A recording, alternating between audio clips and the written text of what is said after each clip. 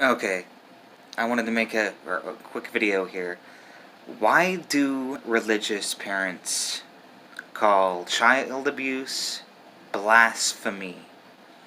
And this is kind of a long story, a long thing to explain. But basically, the way the story goes is that children are being abused by Catholic priests, either sexually, or the religion itself is brainwashing them and making them non-existent and free from self-thought. Now, why do parents go back and retort to these theories and say, well, that's blasphemy towards God?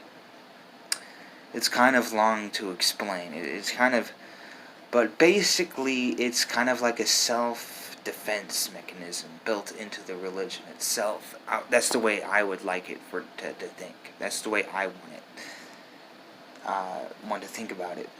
Is that it's kind of a self-defense mechanism.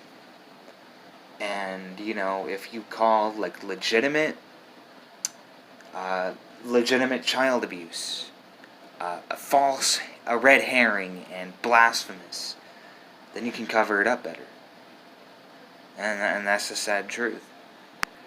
And the theory goes that it's child abuse because you're teaching kids that you need to be saved by something else, and that you're not good enough and you'll never be good enough. It kind of really is a form of mental abuse towards underage children under the age of 10, maybe.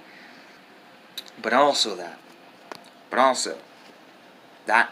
But also all of the sex abuse, the child molestation, being covered up ever since probably the 1800s, maybe. We don't know how long they've been covering this up, but officially they've been covering it up since maybe the 1960s, 1970s, maybe. But yeah, it's kind of like calling it the retort, the typical retort saying, oh, well, saying it's child abuse is blasphemous. Sacrilegious. It's sacrilegious to say that.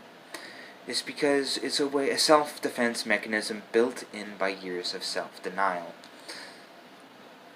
And, of course, that's just what I wanted to make a short little video about,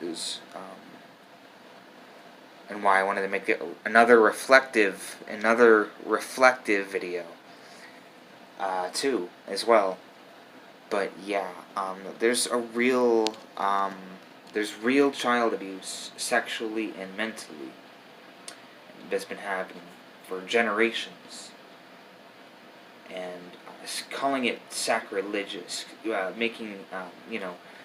calling all of these actual legitimate studies of child abuse, but in both sexual and mental ways, calling it sacrilegious is a good self-defense term to cover up the fact that this is really going on. They are really, really, really mentally messing with these children, and both their